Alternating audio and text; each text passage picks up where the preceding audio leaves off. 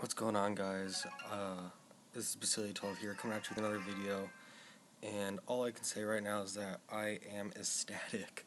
I got my first 12 wins in a challenge. In the last video, I was covering this Royal Giant deck that I believe it was this one. Okay, and I went into a classic challenge with it, sort of to get you a feel of what the deck is. Then I saw this deck. This is a deck that is similar to the Hog Lightning Trifecta that I said I wanted to showcase a little while ago, but I sort of changed my mind and I want to showcase this deck because I believe this deck is more suitable to the current meta. So I believe, see, 12 wins in a single challenge.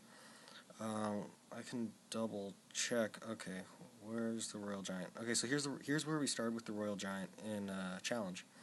So as you can see, we got 1 win, 2 losses, 2 wins, 3 wins. Okay, then I switched to this deck. So I was 3-2, so I had to pull out 9 wins with this deck.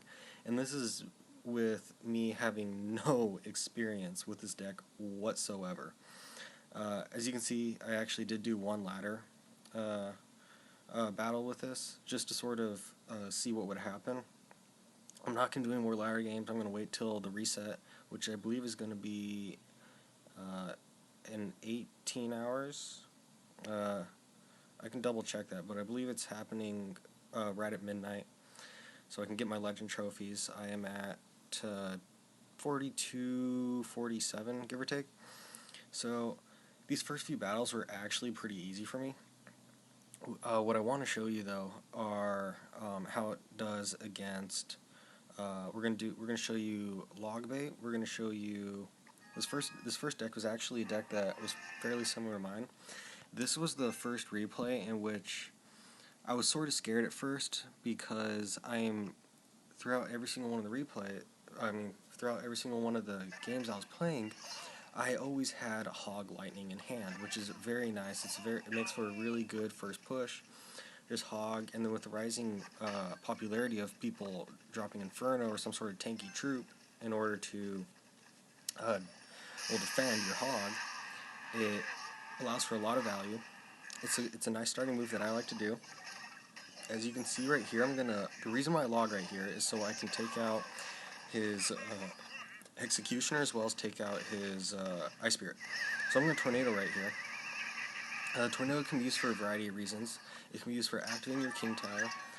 It also can be used for when you have your Baby Drag up, and let's say you're playing like a beatdown type of deck, which I probably will show you a beatdown replay. This is going to be a rather long video because I want to show you a beatdown replay, I want to show you this current replay, and I want to show you, I also want to show you the log bait replay, as well as my final battle, which actually was log bait, so I'll show you that one instead, just so we can make it a little shorter. So I go with the pre-log right here, expecting him to have something to stop it, but he runs Tornado. Not a big deal at all. He surrounds my bowler perfectly in order to take it out. So at this point, we're sort of tied, but I am at a bit of an advantage, so I'm going to play it slow. This isn't a super aggressive deck. I believe, okay, here's what I'm going to do. So I did Ice Spirit, I did Skeletons in order to deal with the Ice Spirit. He's going to Lightning right there. He was Lightning quite often, and right when he Lightninged, I knew I was ready to go for a nice little Hog push. He does Tornado right here, but it actually didn't do it. It actually worked out pretty well for me because my Hog was able to get 2 shots as well as my Bowler was able to get some damage onto his tower. So I did a good chunk of damage right there. And my advice when you're using this deck is to sort of slowly chip away at their tower, but also play mainly defense and go for counter pushes. So Bowler, very defensive card. As you can see, I do not even let his Hog get to my tower. My favorite pushes are like the Baby Drag, Hog, Bowler pushes, because that sort of helps you cover all your bases. The reason I did not drop my Hog right there is because I knew that with that Lightning and Log, I was able to come up with the victory. So right here, he's coming with another. He's coming with another hog. I knew he has lightning, so I don't want any hits on my tower. And with 5 seconds left, he does not have enough time to rotate back to his lightning and have enough elixir to lightning my tower for the win. So that's a good game to JSEC from Valhalla PL. So I want to show you a beatdown replay. Let's see if I have one. I know I faced a golem deck. Okay, so this is a good replay. You will sort of see how I use tornado in this replay. This is this is a replay in which I do showcase a little bit of skill with the tornado. I'm not just activating the king tower, which is the most basic thing that people usually do. So right here, I'm going to start off with lightning in order to take out that witch, because if I did not lightning that witch, I would not have been able to get a lot of damage. I'm going to use baby drag for the minion horde. I accidentally dropped skeletons right here because I was trying to block my baby drag from the inferno dragon, see if I go for a counter push, but it didn't really work out, and I didn't really have enough elixir to even go for a counter push. Or even then, my baby drag would have been too low on health in order to get really a couple hits on the tower to begin with. So right here, I'm sort of saving up elixir. I'm waiting for him to do something. And I see that he drops golem, so I'm going to drop a defensive knight in the back. We're going to do hog opposite lane in order to draw out like some sort of a supporting troop that he could potentially drop behind. And if not a supporting troop, he could have dropped like another troop in order to stop it. So I'm going to do baby drag in order to help take care of some of those skellies, I think. Or I'm just going to go straight and go for the activation. I think I'll go straight for the activation. So I go to activate my king tower with the golem, and I'm just going to ignore it for the time being. Baby drag on top of the bowler, so the bowler's taking care of the witch, and the baby drag is taking care of the minions, the minion horde. So it worked out pretty well.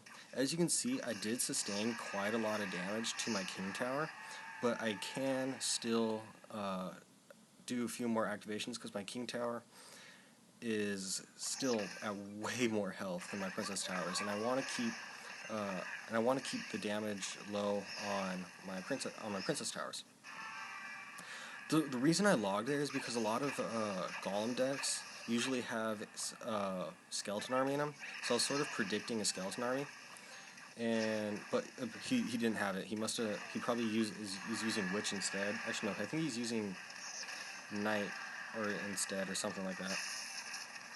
I'm not too sure, but this is a good. So I'm taking the tower on that side. So now I just have to defend, and I am not too concerned about defending in double elixir time with this deck. I do not find it particularly difficult. So this is a good tornado right here. So this does two things. It protects my princess tower from the death damage of the golem, as well as allows my baby drag not to be taken out by the minion horde and actually take out the minion horde. So he builds up 2 knights, so I just drop Buller to sort of stop it. I'm applying some additional pressure on the opposite lane, and I'm going to lightning that pesky witch out of the way, and I end up getting 2 crown. So this deck, if you play it slow, you can still do fairly well against beatdown. There is some graveyard instances, but you can use your knight instead defensively and use log and time that out. So we're going to show you the final replay. This replay was very nerve-wracking because my best is 11 wins in challenges. I can get to 11 wins a little bit here and there. I think I've gone to 11 wins about a grand total of maybe 8 times. Actually, no, I think about 10 times. I've gotten to 11 wins, but I always lose at 12 wins because I'll get to I sort of get up mentally where I sort of start panicking. Like I think one point I was 11 wins, no losses, and I just lost straight 3 in a row. Mostly because I lost because I thought too much about it. So I'm gonna go for a pig push right there. So pig push is where you sort of drop the hog in the corner and let it drop over the river because that allows it to bypass the inferno. So I'm going to do so I do a king activation, but I didn't really foresee how much damage he was going to do with that goblin gang. So at this point, I was really trying to mentally, this was more of a mental game, I was really trying to think, okay, I'm still in this, there's plenty of time. Now that I know what he's going to do, I have a good feel on when to use my log, when to use my baby drag. So I used log right here. It wasn't necessary because I bowler, but I didn't want to take that chance, and I logged anyways. But with this deck, it actually performs pretty well against these log bait decks because you have bowler, which serves really well for, as you can see, Goblin Gang. It also does really well against Skeleton Army.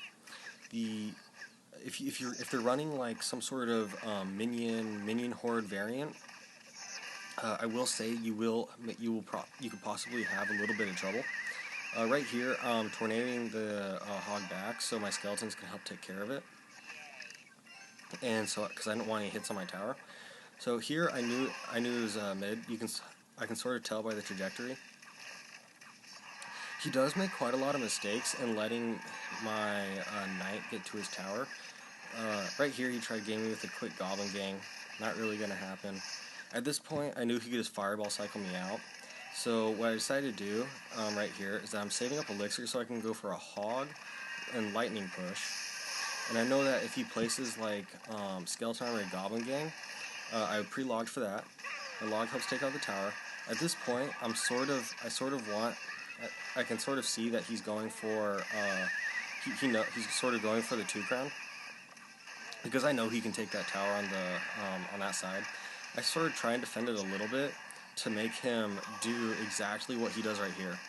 So that puts him really low on elixir. He has 5 elixir, and I have a little less right now because I have a lot more troops on the table. But as you can see right here, I am getting a lot of damage on that tower. This push took his tower down massively. So right here, I'm going to log, and I'm actually able to get the princess as well. As you can see, I drew the hog back to my king tower because I don't want any damage on that tower that he's trying to take. He's going to go for a inferno placement, so I'm going to lightning this again. And my thought right here is that I can defend against this guy pretty well. I'm going to log tornado him because he's very predictable. As I've told you before in my previous videos, Zapbait is very predictable in their playstyle. They're always going to do hog and some sort of card behind it. They very rarely ever do solo hog. And also, after you use your log, you can always expect some sort of punish. So right here, what he tried doing was sort of get the Inferno out of range of lightning, but it was still in range, so I was able to lightning again. My hog got one hit off his tower, and that is good game to an Asian turtle.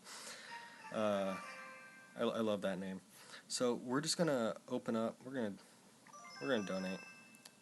And we're going to open up this Classic Challenge chest. Maybe we get something, maybe we don't. I don't know. So we got some gold, that's good. We got some Musketeers, that's nice. I can upgrade them to level 9, but I'm sort of holding out on that. 32 Royal Giants, don't really use the card.